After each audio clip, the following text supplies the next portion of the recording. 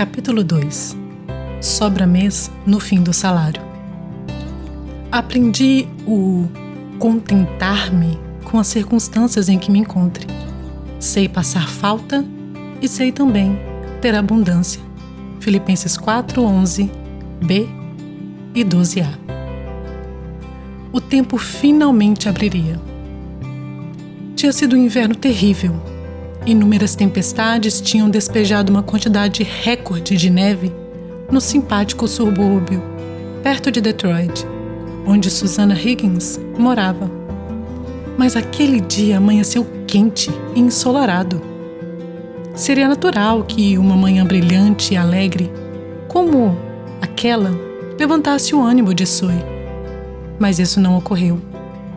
A nuvem negra de preocupação que se fixava sobre ela não queria ir embora. Os últimos anos tinham sido como uma montanha-russa financeira para a família Higgins. Bill, casado com Sue já há 15 anos, ocupava um cargo de média gerência no escritório da sede de uma importante fábrica de automóveis. Apesar de já ter passado alguns sustos antes, Bill tinha conseguido manter sua posição. Um dia, o casal conversou sobre os rumores de cortes e demissões, e no dia seguinte, a empresa anunciou formalmente uma redução de 8.000 postos de trabalho na fábrica. Para piorar a situação, eles não tinham feito nenhum tipo de redução de despesas. Olhando para Sue, desejou que não tivessem feito a viagem de férias para Disney World em agosto. Eles ainda estavam pagando as dívidas do cartão de crédito, e aquela não era a única conta que tinham de pagar. Sue deu alguns passos e torceu as mãos enquanto tentava não olhar para a nova pilha de cobranças que tinha chegado pelo correio e se encontrava sobre a mesa da cozinha. Num murmúrio, quase um gemido, ela repetiu a frase: "O que nós vamos fazer agora?" Os cortes de emprego começam, geralmente, com a gerência. Estamos atrasados praticamente com todos os nossos pagamentos. O Natal está chegando, nossos 2 filhos precisam colocar aparelhos nos dentes. Se não mandarmos arrumar o nosso carro, logo precisaremos de um novo. E além disso, nós nos comprometemos a hospedar uma família de missionários quando vierem de férias. Ai, isso vai ser uma grande despesa. De onde virá o dinheiro para o nosso dia a dia? A situação financeira de Sue parecia realmente sem solução. Encarando alguns fatos sobre finanças. Quando eu era criança, ouvi muitas vezes um ditado popular que dizia para calçarmos os sapatos do próximo, ou seja, para nos colocarmos no lugar do outro, para perceber as situações sob a mesma ótica dele. Sensibilizada então, percebo como Sue estava sofrendo e se preocupando com as finanças de sua família. Estou calçando os sapatos dela. Outra vez. Sua história me faz lembrar de várias situações do meu passado. Tive também meus sérios problemas na área financeira. Lembro-me muito bem de quando eu era recém-casada com Jim e ainda fazia faculdade sem o apoio financeiro de meus pais. Quando mudamos de Tennessee para Los Angeles, na Califórnia, onde o custo de vida era cerca de 4 vezes maior. Quando parei de trabalhar para aguardar a chegada de nosso primeiro filho.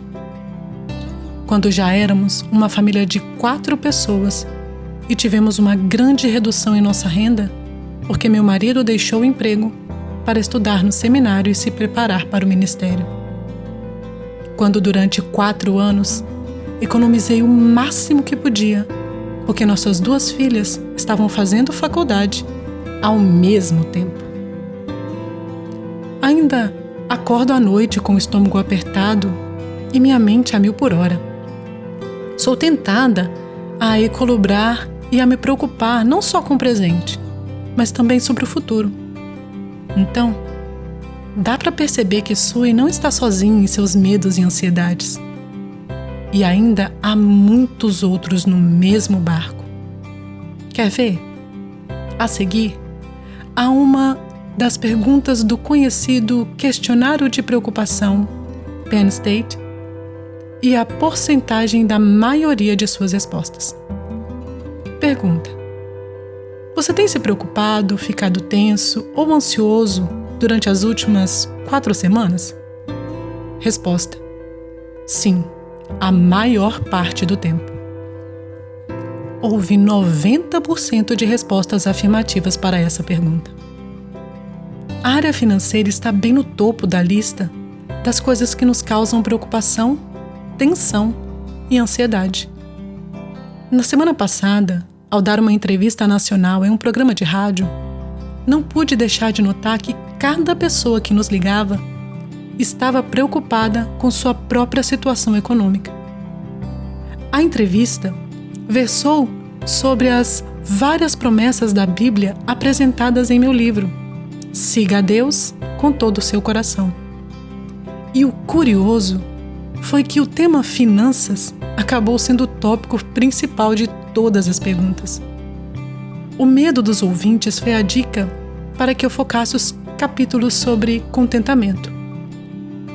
Quando o programa terminou, fiquei pensando no fato de o assunto ter sido o mesmo em todas as perguntas: receios relativos à questão sobre finanças.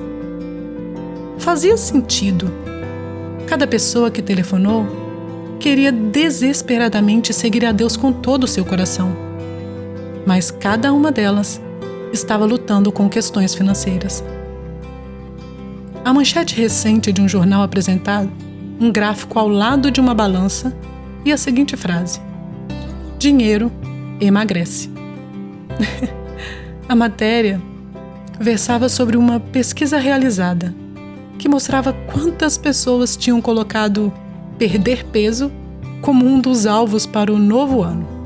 Porém, o gráfico mostrou que 70% das pessoas entrevistadas disseram que estavam preocupadas com suas finanças, enquanto só 30% tinham como foco saúde e perda de peso.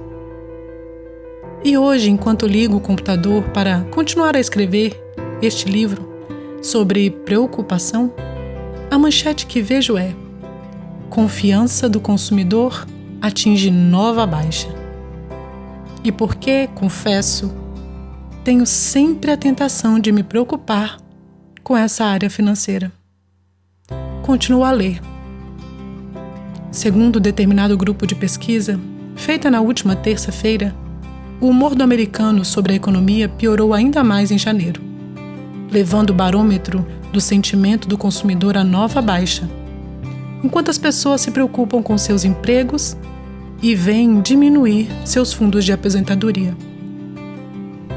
O diretor do Conference Board, do Centro de Pesquisas ao Consumidor, fez o seguinte comunicado: olhando para frente, os consumidores continuam a ser pessimistas no que se refere às condições da economia e seus ganhos. Desde que Adão e Eva foram expulsos do Jardim do Éden, Gênesis 3, a humanidade tem enfrentado diariamente o problema de encontrar e de fornecer alimentos, roupas e abrigo. Essas provisões fazem parte de uma área prática da vida e da existência, e por isso mesmo compõem um motivo comum e diário de preocupação. Para se ter alimento, é preciso ter dinheiro. Para se ter roupas, é preciso ter dinheiro. E ter abrigo requer mais dinheiro ainda. Para a maioria das pessoas, o dinheiro é decorrente de se ter um emprego, seja na área de negócios, sejam profissionais liberais, ou em uma fazenda ou escritório na própria casa, home office. Mas Jesus nos instrui claramente no que se refere à preocupação com esses elementos básicos da vida. Ele disse aos seus seguidores: não estejais ansiosos quanto à vossa vida, pelo que haveis de comer ou pelo que haveis de beber, nem quanto ao vosso corpo, pelo que haveis de vestir. Mateus 6, 25. Não se preocupem. Quando refletimos sobre Mateus 6, 25, não podemos deixar de notar que o Senhor está nos dando aqui uma ordem. Não é um conselho, uma dica financeira, uma sugestão, nem algo para que apenas meditemos a respeito. É uma ordem que devemos obedecer quando surgir a preocupação com as coisas básicas da vida. Note a força das palavras de Jesus com sua simples e clara afirmação: não andeis preocupados com a vossa própria vida. Não se preocupem com a comida e com a bebida que precisam para viver. Não se preocupem com sua própria vida. Não estejais ansiosos quanto à vossa própria vida. A mensagem de Jesus é clara como cristal. Não há como notá-la ou entendê-la de forma errada. Ela vai direto ao ponto e é comunicada por 3 palavras simples e compreensíveis. Não se preocupe. Seus discípulos estavam preocupados, ansiosos e aflitos, com as coisas básicas da vida diária. Eles se afligiam por assuntos como comida e roupa, com tanta intensidade que estavam tirando o foco de Deus, da devoção a Ele e das prioridades do reino. A obra que faziam para Deus, que é eterna, estava sendo diluída e colocada em risco, devido à obsessão com o cotidiano básico, temporal e terrestre. É fato que o medo e a preocupação nos paralisam enquanto trabalhamos no reino, tirando a nossa atenção da adoração a Deus e do amor dele. E o nosso serviço ao Pai e ao seu povo é prejudicado e bloqueado quando nos preocupamos conosco mesmos e deixamos de confiar nele. Conte com Deus. Por que devemos nos preocupar com alimento se Deus é plenamente capaz de providenciar mantimento para seus filhos e o fará? Ele pode prepará-lo para nós no deserto, ou até mesmo colocar uma mesa e nos servir na presença dos nossos inimigos. Salmos 23, 5. Como aconteceu com Elias. Deus pode mandar um corvo nos trazer o alimento. 1 Reis 17, 4, 6. Ou então, fazer como fez com a viúva e seu filho, em outra situação extrema, fazendo render nosso alimento por vários dias, muito além do que considerávamos ser nossa última porção. 1 Reis 17, 10 e 16. Ao ler a mensagem de Jesus no trecho de Mateus 6, 25 a 34, você descobrirá pelo menos 6 razões para não se preocupar. Em vez disso, encontrará ali 6 razões pelas quais você pode confiar em Deus e contar com sua provisão e supervisão em cada detalhe de sua vida. 1. Você é precioso para Deus. Versículo 26. 2. Deus, e não você, está no controle de sua situação. Versículo 27. 3. Você será cuidado. Versículos 28 a 30. 4. Deus conhece as suas necessidades. Versículos 31 e 32. 5. Suas atividades devem focar Deus. Versículo 33. E 6. Sua vida deve ser vivida um dia de cada vez. Versículo 34. Faça a sua parte. Quando a vida fica difícil, você e eu temos, pelo menos, uma séria escolha espiritual a fazer. Temos de escolher se ficaremos obcecados com algo terreno, como nossa situação financeira, ou se olharemos para cima e esperaremos nas eternas promessas de Deus. Se optarmos por olhar para cima, para Deus, então poderemos, com a mente clara e o coração inteiro, prosseguir para a importante obra para a qual fomos chamados: trabalhar para o reino de Deus aqui na terra. E há ainda outra decisão que temos de tomar, em nível mais prático. Temos que decidir se empregaremos tempo e energia nos preocupando ou tomaremos alguma providência a respeito da situação, do problema. O que podemos fazer quando o dinheiro é escasso ou inexistente? Fiz uma lista de aspectos importantes para fazermos nosso tempo, ansiedade e temores trabalharem a nosso favor. Em primeiro lugar, mantenha a sua mente e coração na palavra de Deus. A leitura da Bíblia tem um surpreendente efeito calmante. Você encontrará encorajamento para os períodos de dor, instruções sobre como enfrentar as provações, promessas que darão firmeza e confiança, verdades sobre o amor e provisão de Deus e relatos de fatos reais sobre o poder de Deus no cuidar de seu povo. Durante tempos difíceis, certifique-se de cuidar do solo em que a preocupação tende a germinar e crescer, o coração. O próprio Jesus disse: "Não se turbe o vosso coração, nem se atemorize." João 14, 27. Porções da palavra de Deus ajudarão você a ter confiança e esperança quando a caminhada estiver dura demais. Em seguida, busque ajuda. Olhe ao seu redor.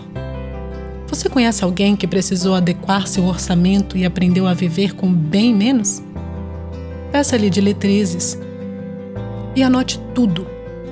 O que essa pessoa está fazendo para resolver o problema e como lida com sua atitude interior? Descubra quem, em sua igreja ou comunidade, faz aconselhamento financeiro. Conheço um casal que se reunia regularmente com um consultor financeiro que os orientou sobre como lidar com suas enormes dívidas de cartão de crédito. Demorou 3 anos, mas eles conseguiram. Que vitória! Não tenha vergonha nem medo de pedir ajuda.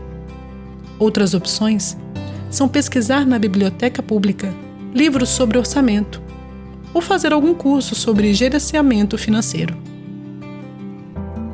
A próxima providência para lidar com a preocupação sobre questões financeiras, por mais que você faça, nunca será demais. Ore. Ao orar, você estará seguindo a prescrição de Deus para aquietar o coração. Filipenses 4, 6 e 7 diz: "Não andeis ansiosos por coisa alguma." Esses versículos dão a solução para todas as preocupações. Em tudo, sejam os vossos pedidos conhecidos diante de Deus. E qual é o resultado? A paz de Deus, que excede todo o entendimento, guardará os vossos corações e os vossos pensamentos em Cristo Jesus. Esses versículos usam 4 termos diferentes: oração, súplica, ações de graça e petição, para passar a mesma mensagem. Substitua a preocupação pela oração. Essa seção de cada capítulo deste livro chama-se Faça a Sua Parte. Para substituir a preocupação pela oração, você precisará tomar uma atitude. Começar a orar quando perceber a preocupação se aproximando. Então, comece agora a fazer a sua parte. A partir de hoje, neste exato minuto. Ore, tão logo sentir a matiz do medo, da preocupação e da ansiedade se aproximarem de seu coração. Através da oração, lance seus cuidados financeiros e qualquer outro tipo sobre o Senhor. 1 Pedro 5,7. E não se esqueça de pedir a Deus sabedoria para lidar com as suas finanças. Tiago 1,5. Não perca a paz de Deus, que é garantida a todos os que oram. Outra coisa que você pode fazer é trabalhar duro. A Bíblia fala sobre o papel que nos cabe em nosso sustento pessoal e no de nossos queridos. O apóstolo Paulo disse: se alguém não quer trabalhar, também não coma. 2 Tessalonicenses 3:10. Paulo deu como exemplo seu próprio comportamento, lembrando a seus leitores de que ele, Timóteo e Silas foram exemplo. Porque vós mesmos sabeis como deveis imitar-nos, pois que não nos portamos desordenadamente entre vós. 2 Tessalonicenses 3:7. Então, se você tiver um emprego, trabalhe duro, mais e melhor, porque você não serve a homens, mas a Cristo o Senhor. Colossenses 3:24. Quando se trata de demissões, os empregadores estão menos propensos a demitir os funcionários bons, confiáveis e produtivos. Se você trabalha em casa, trabalhe duro, mais do que você acha que deve. Mesmo que você não trabalhe por dinheiro, deve se esforçar. Veja quanto trabalho você pode fazer pessoalmente, sem precisar pagar alguém para fazê-lo. Veja quanto você pode cozinhar para sua família, de forma a não ter que pagar para comer fora. Veja quanto e como você pode economizar. Avalie todas as maneiras possíveis. A mulher virtuosa, citada como exemplo em Provérbios 31, trabalhava duro para administrar a casa, recusando-se a ficar parada.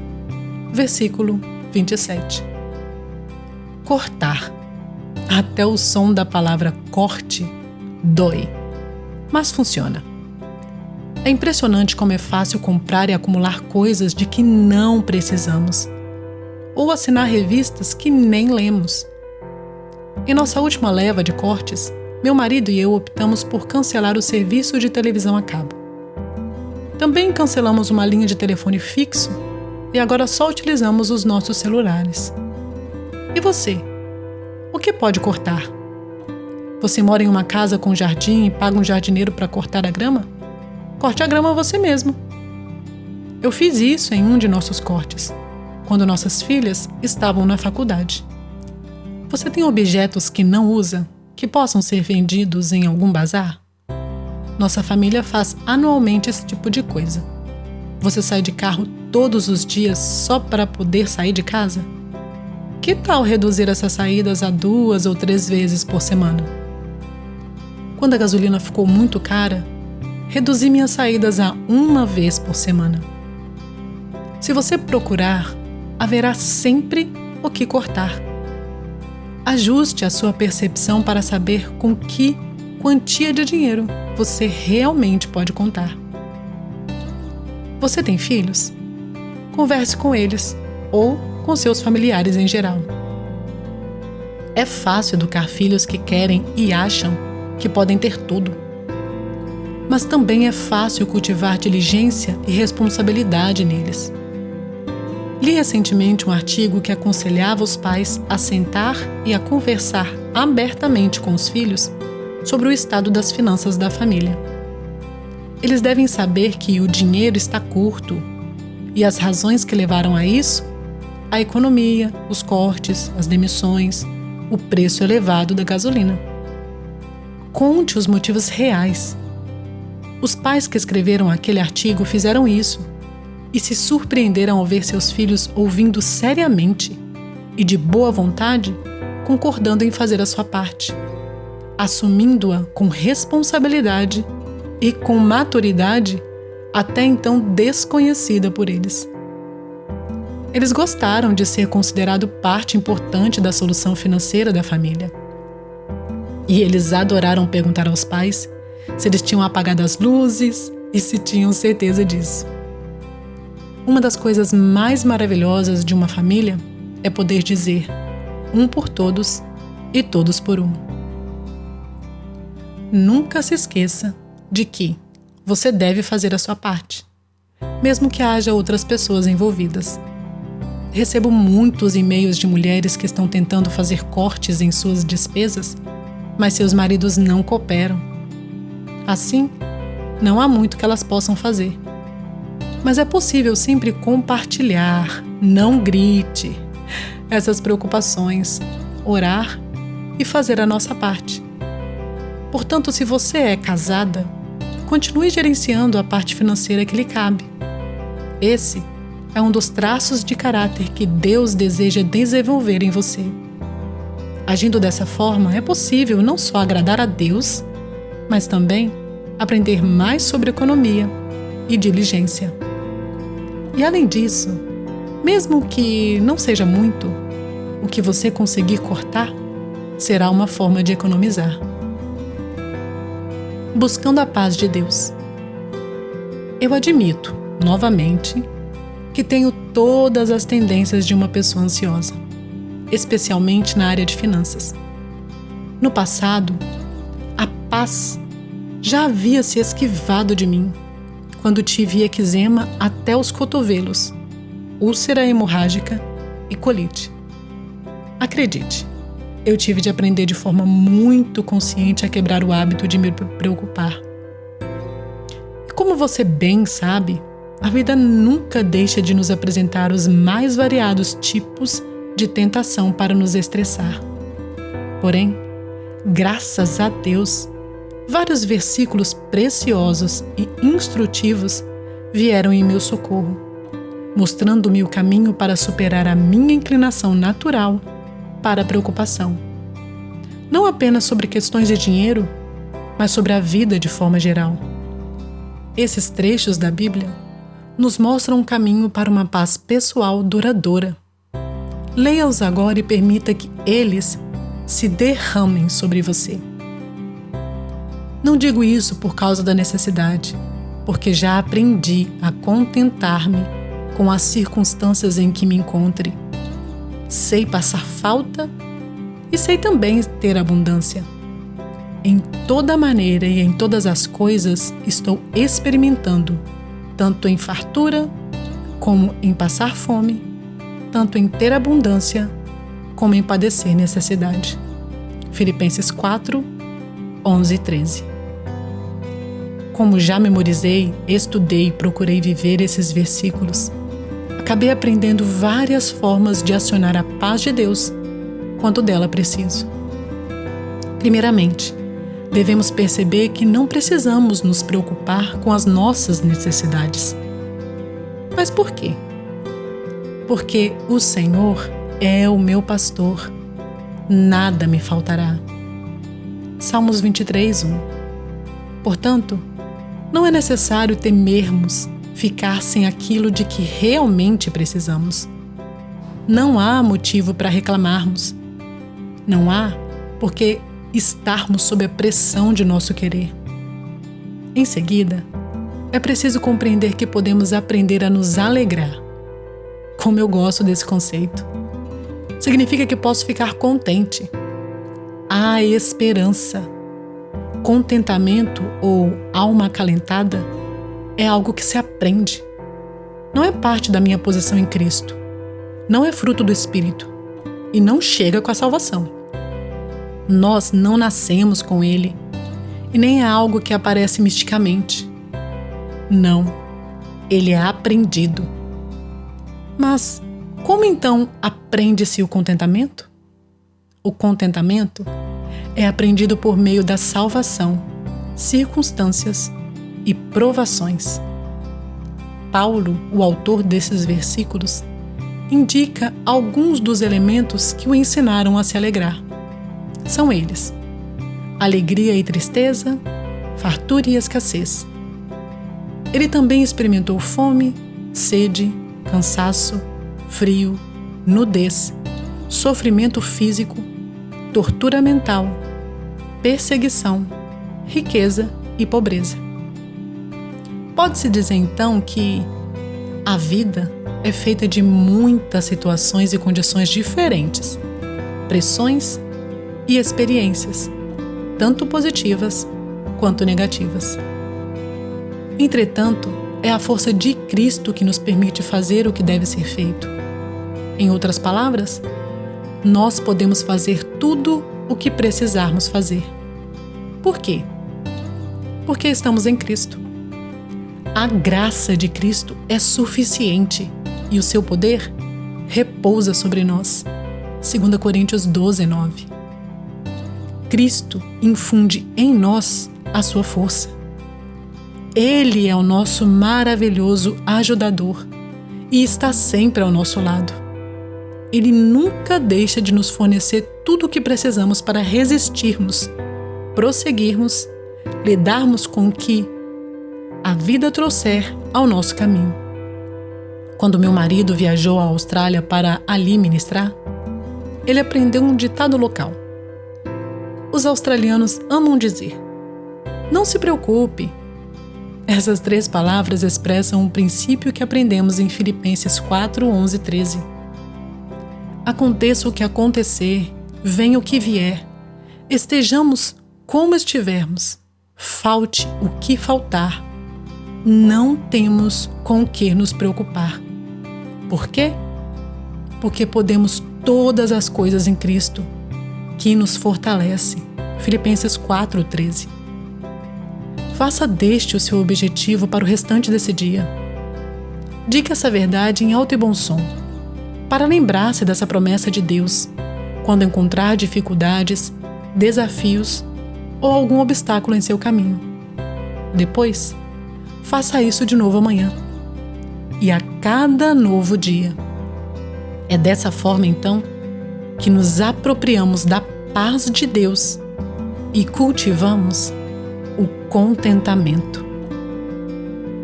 Preocupação, um hábito que pode ser quebrado.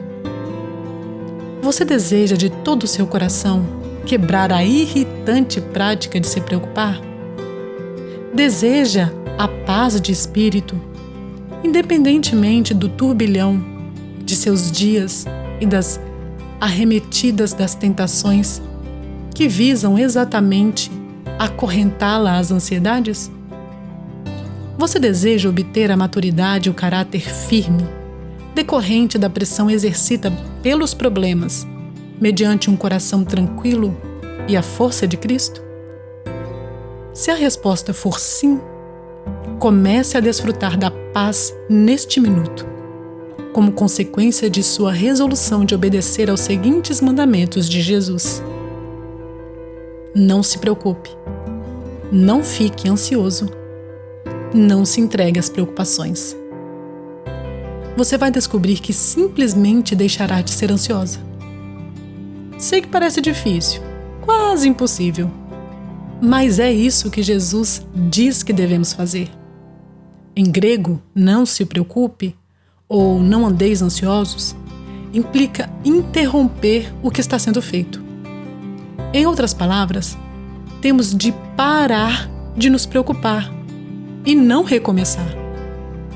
As várias versões do mesmo versículo que usei no início deste capítulo descrevem a determinação que devemos ter para superar o medo, a preocupação e a ansiedade.